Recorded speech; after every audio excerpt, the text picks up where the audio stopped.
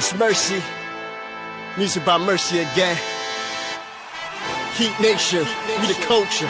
Yo, E, I need you to call timeout. Need Brady to set the floor plan. Tropical blanket, open for the shot. Yo, Greg, set the pick. Still 5 on the floor, still ride for my dog. Still battle on the court, still survive in the war. Keep your eye on the ball, or get burned from the keep this mic off the wall without turning the cheek. From night to day, no sleeping paths or allowed to morning. The nut is sleeping us, never catch us on. Live from Miami, report in the heat with 5 Reasons Sports from the courts to the streets. Yeah, Wake County, Heat Nation, we still proud.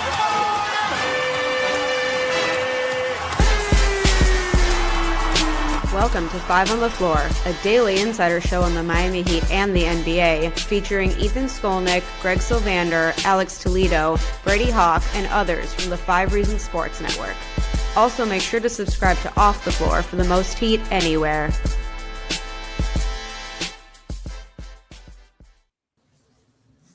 Welcome back to 5 on the Floor Live. I'm your host, Greg Sylvander. Tonight's floor plan with me, Brady Hawk. We come to you directly after the Miami Heat's just straight up embarrassing effort up in Indiana. We're going to talk about it because this is 2 games now in a row. They're on a road trip where they get blown out, and they look like they're out of sorts to a degree that I didn't expect to see. So we're going to get to that in a minute. First, want to shout out Off the Floor. That's our Discord server, $2.99 a month. Link here in the description so that you can vent about this BS that we just watched up in Indiana by virtue of a 24-point loss on the road to the Pacers. Go vent at Off the Floor. It's $2.99 a month. Also want to shout out Prize Picks. That's the daily fantasy sponsor of this entire network, this show, the post-game shows. Use the code 5. It gets you $50 instantly when you play your first $5. You got to use that code 5. That's how you get that $50 instantly. So do those things.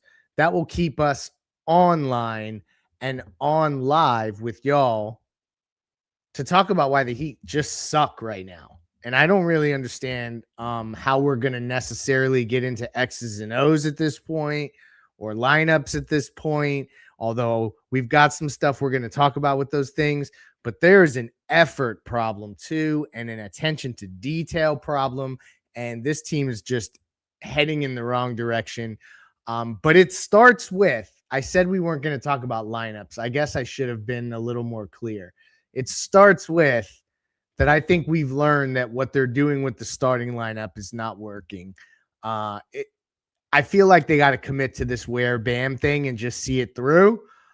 Brady, where are you at after tonight's just absolutely mind-numbing loss to the 7, now 8-win Indiana Pacers? I think they have 8 wins now. The worst team in the league. They hadn't won 2 games in a row, like basically all season until now. And they do it against you. You go into the game a 7.5 point or 7-point favorite, and you just come out flat. Is it the starting lineup that we should be worried about? For sure. I mean, I would agree. I don't think this is a schematic like post-game show. We're going to be talking about certain things they did or didn't do. They just got blown out because of many reasons, but one of them is the starting lineup. I think lineups are probably one of the more important things from this game.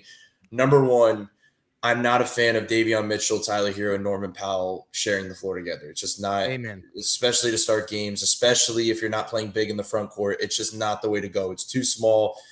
You're leaning so heavily in a direction that you need such an offensive pop. You need to be such an above-average offense with those 3 on the court to make it even somewhat work, and that's not going to be the case. So you kind of have to go away from that.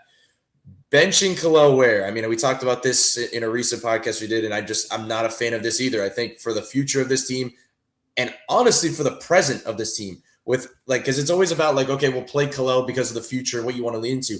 I think Kel'el Ware makes the most sense to win games now. Like he's the guy you need to be playing in the starting lineup to match the size of some of these things and to just honestly balance the rotation. Because the one surprise, I guess I wouldn't call it a surprise, but it is somewhat of a surprise considering what they've gone to recently, where they went to a 9-man rotation tonight and Drew Smith wasn't in the rotation, which is something that Spo has gone to him so much and so often and wanted to flicker off between Davion and Drew, so I didn't think he'd go to it this quickly. I thought it would be 10. but he went strict 9 to begin this game. And what that tells me even more, if you're willing to shelve Drew Smith on the outside right now when fully healthy, and you want to go 9-man rotation, it makes even more sense to bring Davion Mitchell off the bench with that bench group, with that second unit, and start Khalil Ware. Because let's be honest, we could sit here and have a discussion about what the balance of this roster and who should go to the bench, but they're not having that conversation with Tyler or Norm, and honestly with Andrew Wiggins either. I think I was kind of pushing that at one point because of how well he was playing with the second unit, but they're not going to have any of those tough conversations right now and move one of those guys to the bench.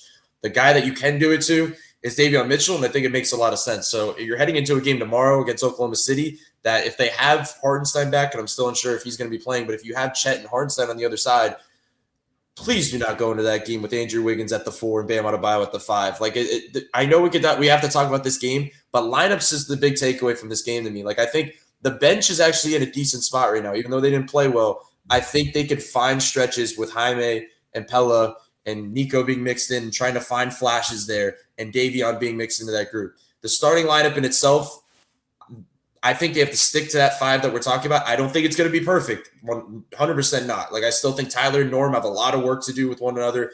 It still feels like they're taking turns. It doesn't feel like a cohesive group. But I'll tell you what's not a cohesive group. Like the group that we just saw tonight, and they're smaller, and they're not kind of dominating at one end of the floor. So my big takeaway from tonight is there's a clear answer, because we've been kind of teetering back and forth on like, well, they could do this, they could do this. Mm-hmm. I'm at a point now where I don't think it's really a conversation. Like, I think there's a clear answer of what they should do with the rotation in starting lineup. You're right. And Davion had been playing so well and quarterbacking at a rate and scoring just enough to where you couldn't really justify pulling him out of the starting lineup. But now they've lost 2 straight after having a little bit of a better stretch and kind of getting back to their they played, a couple bad teams in there too, but now they play OKC. I'm with you. I think like this is a moment where you probably can make a starting lineup change. You have the data behind these last 2 ball games, particularly to be like, we need to shift something up. OKC is obviously a monster in itself. And you're right, against that team with that front court, if that front court is active tomorrow night, that's it. All the things are in place for them to make this move. They need to stop being stubborn and playing small, because it's not working. I mean, they shot. Wait, I'm grabbing my phone for this, y'all. 4 for 30 from 3.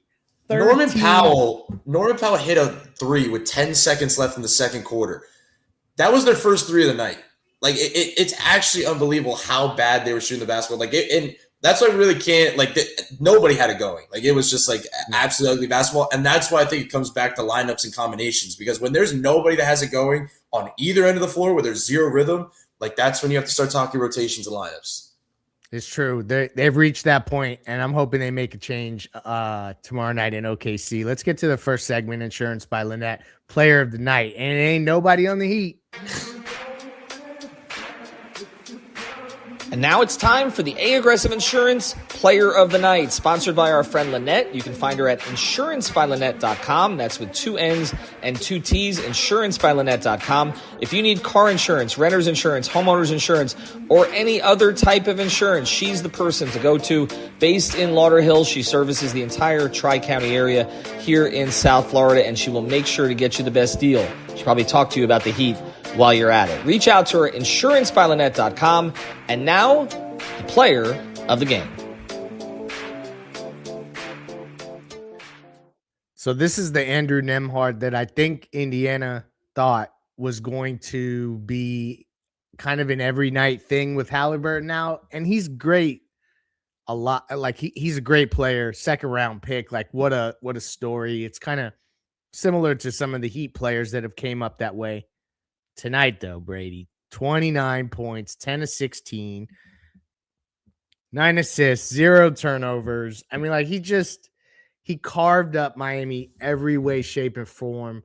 I don't know what the answer would have been, because I feel like he just was in a groove tonight.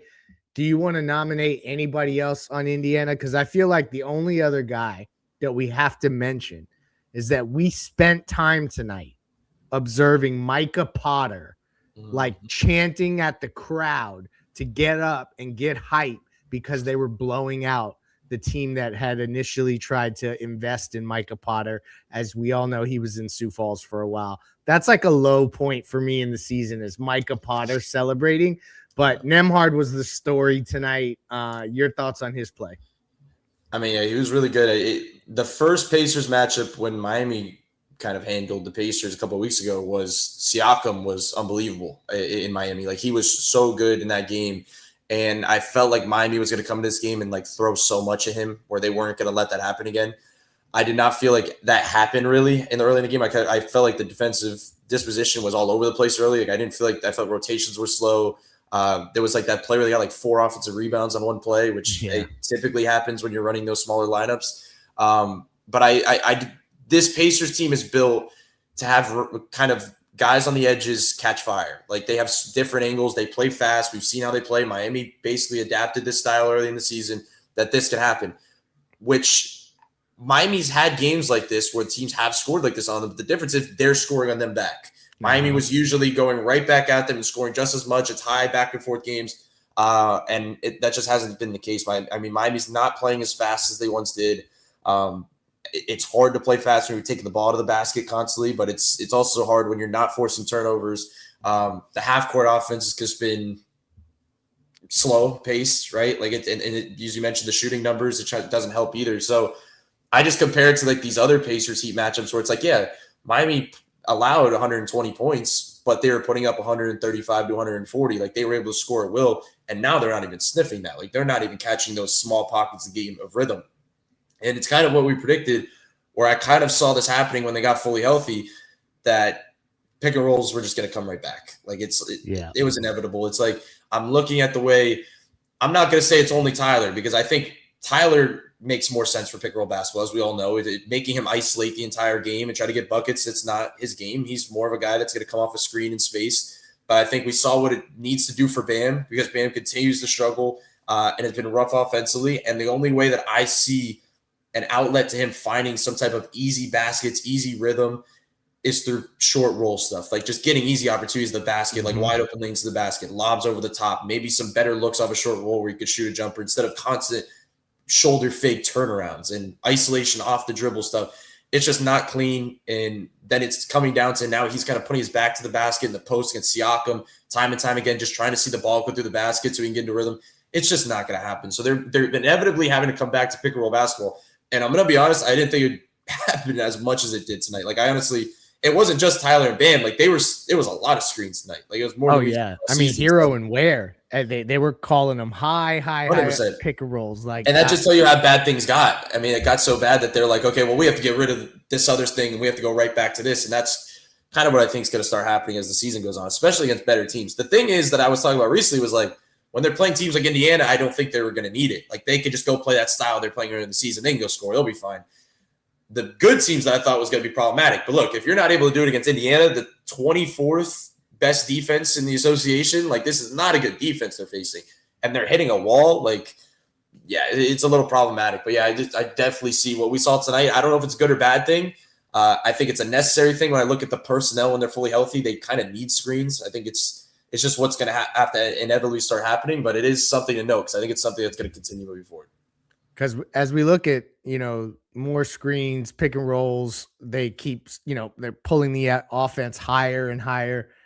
I think Norm Powell's game, he's 2 of 12, 6 points. This is probably his worst game in a Heat uniform offensively for sure.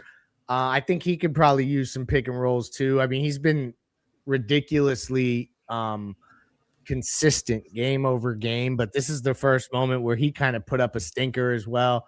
And to me, though, it begs the question of if they maybe should have considered a little bit more balance to start, and maybe that's too much to ask, but it just seems as if they're like, the pendulum is swinging now all of a sudden, and it's out of a little bit of desperation, and that feels less proactive and more reactive, and that's difficult for me to understand, especially against a team like Indiana. This is a bad group. Like, I heard on the broadcast that Indiana had given up the most double-digit leads this year. Like, this is a team that has gotten up on their opponents and then they let the games get away and they end up losing them in the end. So they And there was a moment where you thought that was going to happen tonight. I mean, Miami could have turned this game back around.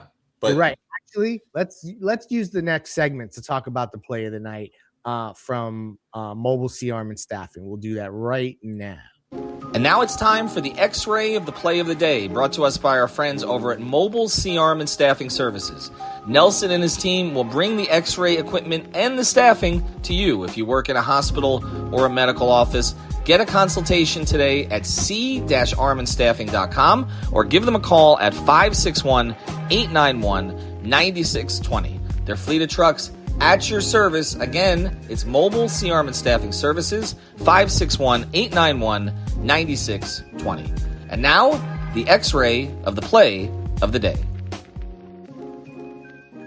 I'm glad you brought that up, that they almost did that, because this is where I wanted to segue in it, and the segment works for it, because we're not really following the segments because the Heat didn't show up. So why the hell are we needing to follow the playbook, right? They got it down to 10. I think it was maybe 11, 10 or 11. 10. And essentially, like, this was Indiana saying, hey, this is the team we are this year without Halliburton out here. And we're kind of just, it's a mulligan year. We're going to get a top pick. They're approaching it where they're playing hard. They're not tanking, folks. They are trying to win their games, but they usually let teams sneak back in. The Heat got it down to 10. And what's particularly disconcerting is that then Indiana went on some sort of, it was 18-2. It might have even gotten higher than that in terms of like the run. And then it was over and the Heat couldn't recover. And for me, that's like the Pacers like were gifting the game back to Miami, and they started to find just little pockets of effectiveness, even though it wasn't pretty. And so then when you just see Indiana turn it back on, that's tough to watch. So for me, that's difficult. I don't know how much we want to talk more about this Pacers game. They lose to an absolutely awful team up in Indiana. This is 2 games they've lost in a row.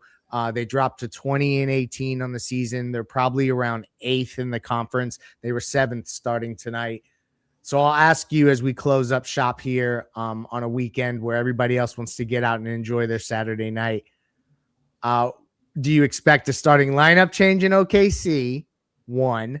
And 2, I mean, what the hell, what kind of hope are we going to give our listeners as we log off right now for the game against the Oklahoma City Thunder, who haven't been playing particularly well lately, but that just seems like this is the perfect moment for them to start to get back on track. Do you think that they shift the starters to try to salvage something of this road trip, or is tomorrow not even worth watching? So I would say if Hardenstein does play and start, because I know he was out a couple games, I think they will. Like, I think they have to.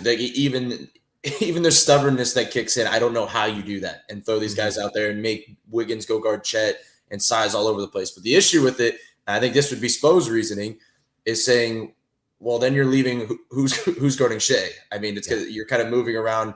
Davion's kind of your Shea defender in that way that now you're kind of moving things around. And that's when things get awkward, because you're not having those awkward conversations that we talked about before about balancing out this rotation.